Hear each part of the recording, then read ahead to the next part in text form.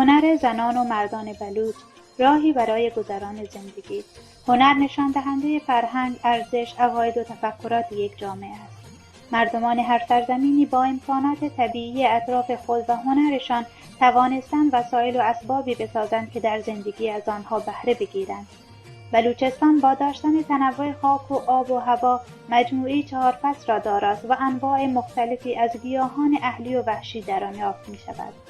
داز از گیاهان خودرویی است که در مناطق مرکزی بلوچستان به کثرت یافت می‌شود و انواع مختلفی دارد و بهترین نوع آن فرک نامیده می‌شود.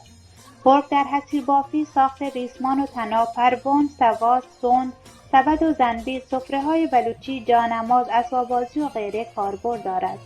مردان و زنان بلوچ در استفاده از برگ‌های داز و فرک مهارت خاصی دارند و هر ساخته دست آنان تجلی هنر و یادآور سنت‌های کهن ملت بلوچ است. صنایع دستی با استفاده از داز و فرک در شهرهای گه، سراغان، سرباز، کسرکند رواج بسیار دارد. این صنایع از نظر اقتصادی مهم بوده و در وضعیت نابسامان معیشتی مردم بلوچستان به علت عدم زیرساخت‌های کلان منبع درآمدی هرچند اندک میباشد.